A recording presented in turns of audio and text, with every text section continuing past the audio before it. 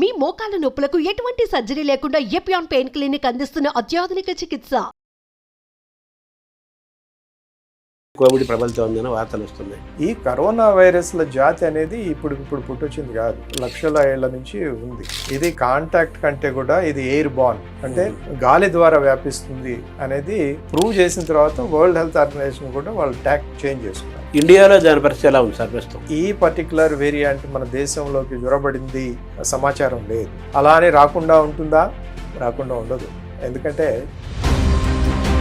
ప్రతిరోజు ఒకటో రెండో అడపా దడపా వస్తుంటే ఇప్పుడు కొన్ని వందల కేసులు నమోదవుతాయి. మన జరిగిన వ్యాక్సినేషన్ ఉపయోగపడదా దీన్ని అడ్డుకోవడానికి? ఒక వ్యాక్సిన్ ద్వారా వచ్చేటటువంటిది డిపెండింగ్ ఆన్ డిసీజ్, క్యాన్సర్ కానీ లేకపోతే ఇంకోటి బారిన పడి ఉన్నారు, ఇది తొందరగా అంటుకోవడానికి అవకాశం ఉంటుంది. తొందరగా పర్మనెంట్ వ్యాక్సిన్ మనం తయారు చేసుకోలేమా? పోలియో వైరస్ లాంటి వ్యాక్సినే మనం కరోనాకు కూడా తేగలమా?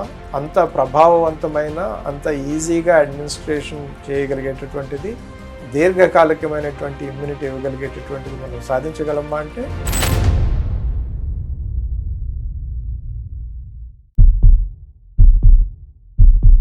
నమస్కారం. మనతో పాటు డాక్టర్ రంగారెడ్డి గారు ఉన్నారు. వారు ఇన్ఫెక్షన్ కంట్రోల్ అకాడమీ ఆఫ్ ఇండియాను స్థాపించి ఇన్ఫెక్షన్స్ లేని సమాజాన్ని, ప్రపంచాన్ని చూడాలనేది వారి లక్ష్యము. దాని ద్వారా ముందుగా ప్రివెన్షను, అంటే రాకుండా ఉండాలంటే ఏం చేయాలని, ఒకవేళ వస్తే వాటిని ఎలా కంట్రోల్ చేయాలని, ప్రపంచ దేశాలు అన్నింటినీ ఏకం చేయాలని, ప్రపంచంలోని మనుషులందరినీ ఏకం చేసి ఇన్ఫెక్షన్స్ లేని ప్రపంచాన్ని సృష్టించాలని జరుగుతున్న ఒక పెద్ద యజ్ఞంలో వారు కూడా భాగస్వాములు అవుతున్నారు.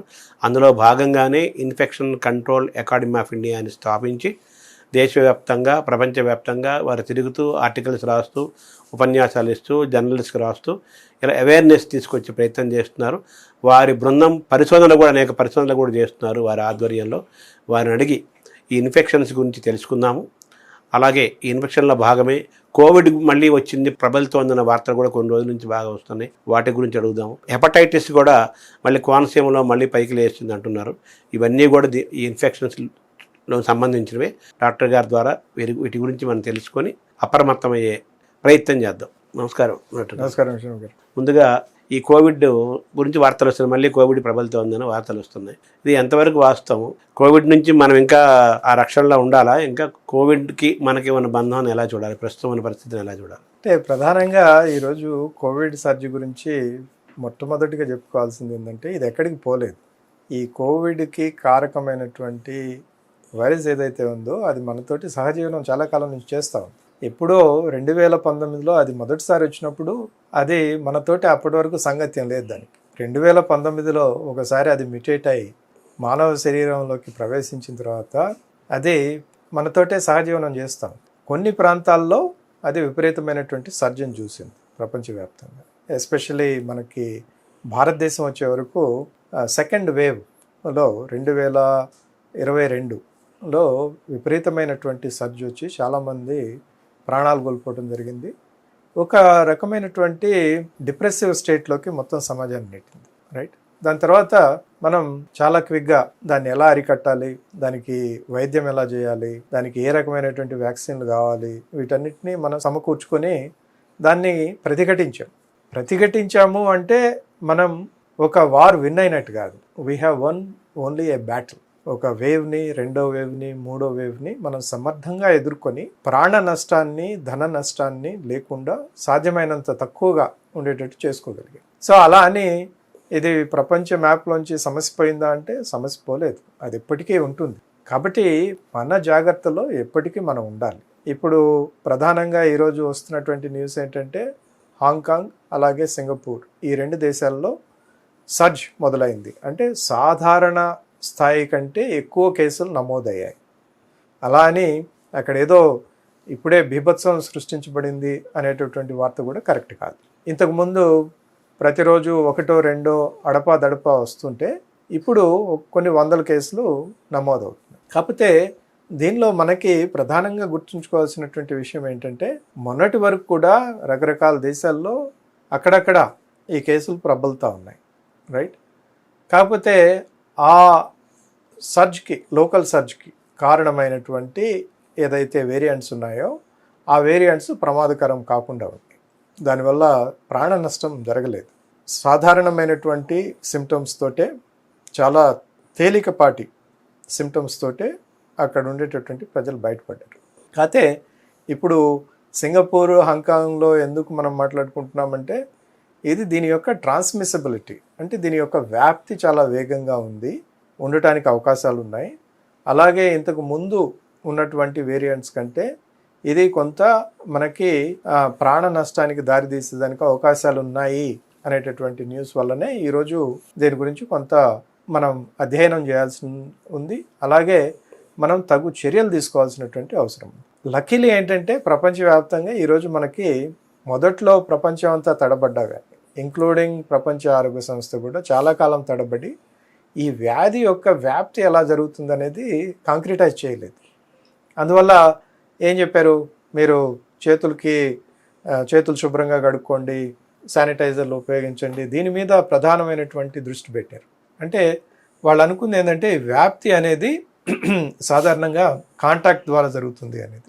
ఓన్లీ 23 వరకు వచ్చే వరకు అప్పటికే చాలా పెద్ద ఎత్తున శాస్త్రవేత్తలు దీని గురించి ఆల్రెడీ రాసి పరిశోధనలు చేసి, బాబు ఇది కాంటాక్ట్ కంటే కూడా ఇది ఎయిర్ బార్న్, అంటే గాలి ద్వారా వ్యాపిస్తుంది అనేది ప్రూవ్ చేసిన తర్వాత వరల్డ్ హెల్త్ ఆర్గనైజేషన్ కూడా వాళ్ళు ట్యాక్ చేంజ్ చేసుకున్నారు, వాళ్ళు చెప్పేటటువంటి విధానం చేంజ్ చేసుకున్నారు.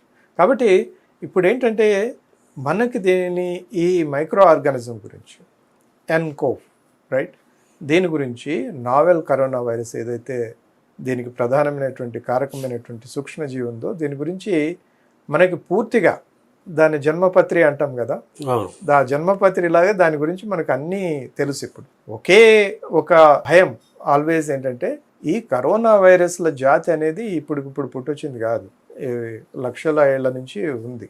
అది సడన్గా ఇలా రూపాంతరం చెందింది, మళ్ళీ దీని నుంచి ఇంకేదైనా కొత్త రూపం సంతరించుకొని అది మనల్ని మళ్ళీ ఇంకొక ప్రమాదంలోకి ఏమైనా నెడుతుందా అనేది ఎప్పటికీ మన మనసులో చిరస్థాయిగా ఒక క్వశ్చన్ మార్క్ నిలిచిపోతుంటుంది. కాబట్టి దీని గురించి ఎప్పటికప్పుడు సర్వేలెన్స్ చేసుకోవాలి.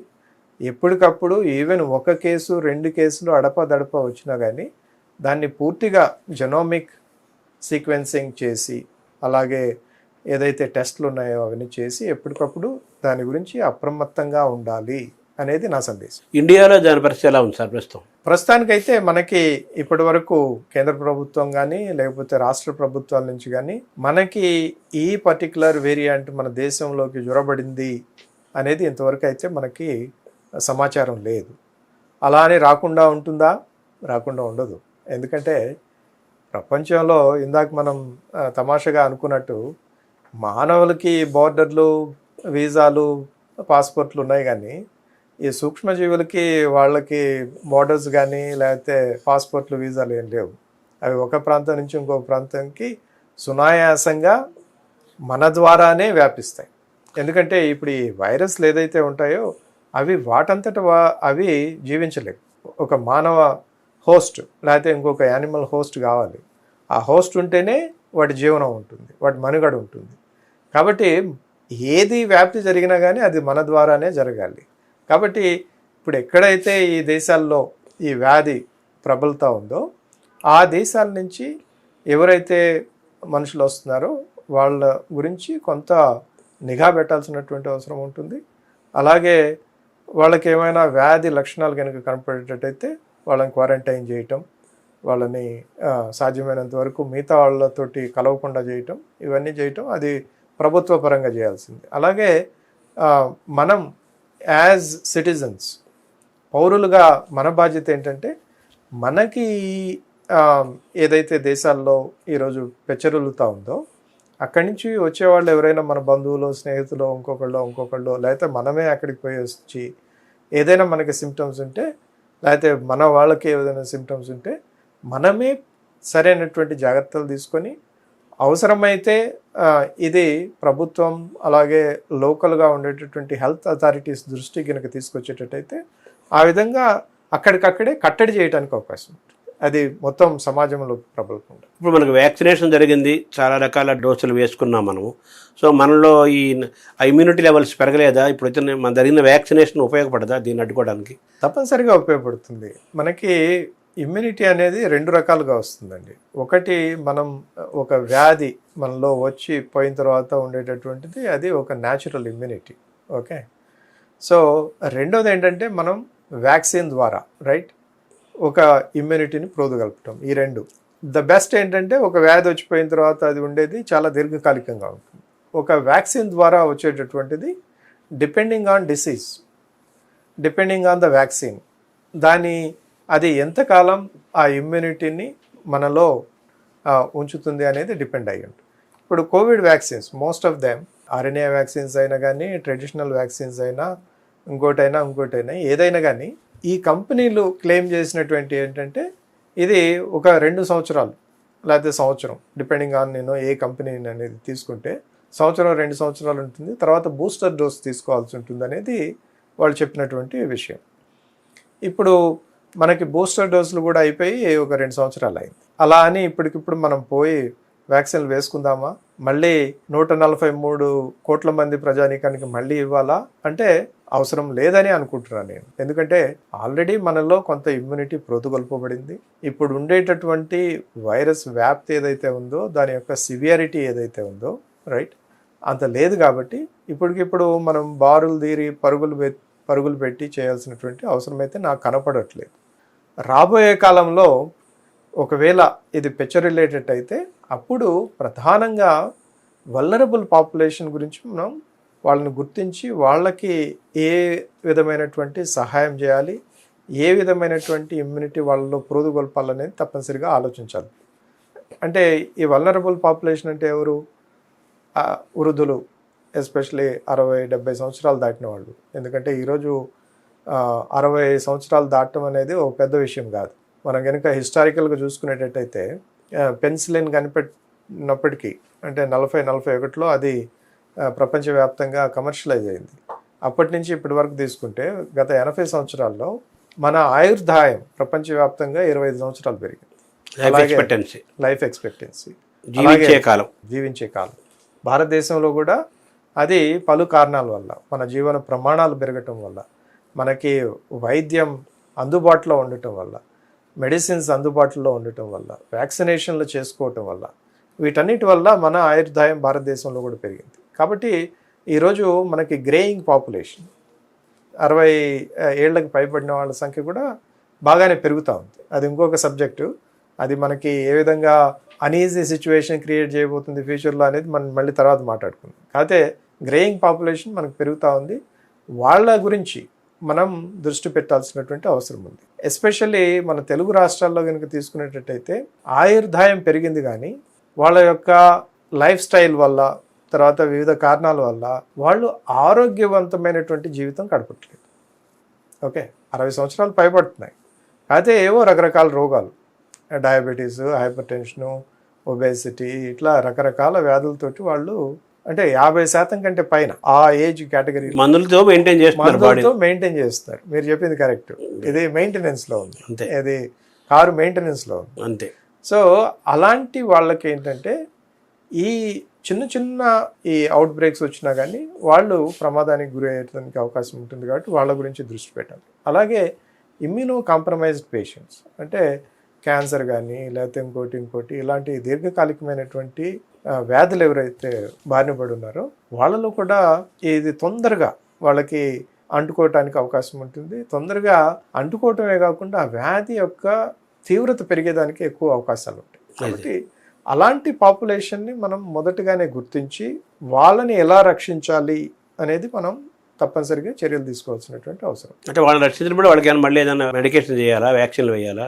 ఇంతకుముందు కూడా కోవిడ్ టైంలో దేశవ్యాప్తంగా సర్వేలు నిర్వహించడం జరిగింది. అంటే ఈ యాంటీబాడీస్ లెవెల్స్ ఎలా ఉన్నాయి పాపులేషన్లో, రకరకాల డెమోగ్రాఫిక్స్ తీసుకొని వాళ్ళల్లో ఇంకా యాంటీబాడీస్ ఉన్నాయా లేదా, ఓకే వాళ్ళలో ఇమ్యూనిటీ ఎలా ఉంది, ఇలాంటి సర్వేలు చాలా చేశారు. అలాగే ఒకవేళ ఈ విధమైనటువంటి ప్రమాదం పొంచి ఉంది అనే కనుక మనకి వాసన వచ్చేటట్టయితే ప్రభుత్వం తప్పనిసరిగా, ప్రభుత్వం లేకపోతే మాలాంటి మిగతా సంస్థలు ఎవరైతే ఉన్నారో ఒక శాంపుల్ సర్వే లాగా చేసి ఈ ఇమ్యూనిటీ లెవెల్స్ ఏమైనా పడిపోయాయా, ఓకే ఇంతకుముందు ప్రోదుగొల్పబడినటువంటి ఇమ్యూనిటీతోటే మనం మేనేజ్ చేయడానికి అవకాశం ఉందా, ఇలాంటివన్నీ స్టడీస్ చేయాల్సి ఉంటుంది. ఆ స్టడీ చేసిన తర్వాత దానిలో వచ్చేటటువంటి రిజల్ట్స్ని బట్టి ఒక అడ్వకసీ చేయడం జరుగుతుంది ప్రభుత్వానికి ఒక రిపోర్ట్ ఇస్తారు. ముసాయిదా రిపోర్ట్ లాగా ఇవ్వటం జరుగుతూ ఉంది.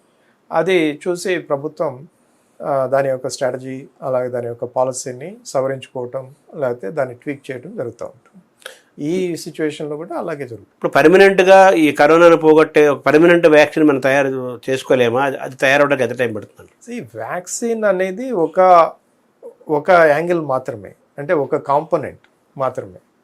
అదే ఏదో సర్వరోగ నివారణి లేకపోతే సంజీవిని కాదు కదా.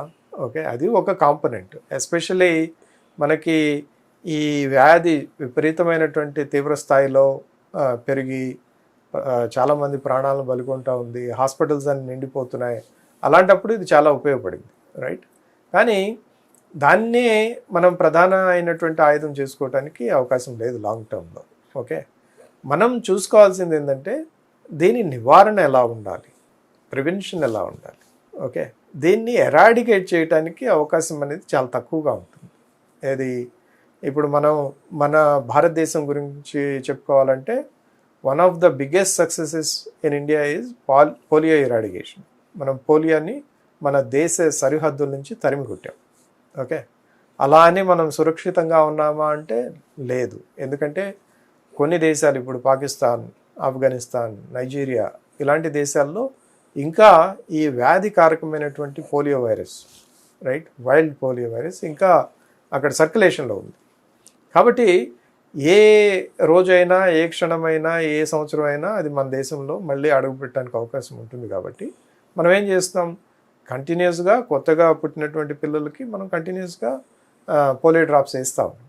ఆ విధంగా ఏం చేస్తాం, మన పాపులేషన్లో అది ఒకవేళ వచ్చినా కానీ దాని యొక్క ప్రభావం వ్యాధికారకం అవ్వకుండా మనం చూసుకోగలుగుతాం. కాబట్టి it's a long term process అండి. పోలియో వైరస్ లాంటి వ్యాక్సినే మనం కరోనాకు కూడా తేగలమా? అంత ప్రభావవంతమైన, అంత ఈజీగా అడ్మినిస్ట్రేషన్ చేయగలిగేటటువంటిది, దీర్ఘకాలికమైనటువంటి ఇమ్యూనిటీ ఇవ్వగలిగేటటువంటిది మనం సాధించగలమా అంటే అది శాస్త్రవేత్తల చేతుల్లో ఉంది. టైం పడుతుందంటారా సార్ దానికి? అంటే మీకు తెలియంది ఏముంది, ఇట్ ఈజ్ ఆల్ మనం మానవులుగా మనం ఎప్పుడైతే ఫైర్ వస్తుందో అప్పుడే మనం పరిగెత్తాం, రైట్? అంతే కదా. ఇప్పుడు ఏదో అగ్ని ప్రమాదం జరిగింది, దావానలం లాగా వ్యాపిస్తుంది, నీళ్ళు పట్టుకుని బయలుదేరుతాం, అందరూ కలిసికట్టుగా దాన్ని పోరాటానికి ప్రయత్నం చేస్తారు. ఈరోజు దాని యొక్క తీవ్రత అంత లేదు కాబట్టి, అలాగే ఇప్పుడు శాస్త్రవేత్తలు కానీ లేకపోతే ఫార్మస్యూటికల్ బయోటెక్నాలజీ కంపెనీలు, వ్యాక్సిన్ ప్రొడ్యూసింగ్ కంపెనీస్ కానీ, ఈవెన్ గవర్నమెంట్ కానీ దీనికి ఫండ్స్ అలొకేట్ చేయవు. ఎందుకంటే దానివల్ల వచ్చే రిటర్న్ ఆన్ ఇన్వెస్ట్మెంట్ చాలా తక్కువ ఉంటుంది కాబట్టి దాని గురించి పెద్దగా ఆలోచించవు. మనకున్న పరిస్థితులు ఎప్పటికైనా ప్రమాదం ఉండే అవకాశం ఉంది కాబట్టి ఒక పర్మనెంట్, మీరు చెప్పినట్టుగా పోలియోలో ఒకటి చేయించుకోవటం అనేది, చేయించుకున్న వ్యవస్థ నిర్మాణం చేసుకోవడం అనేది ముఖ్యం.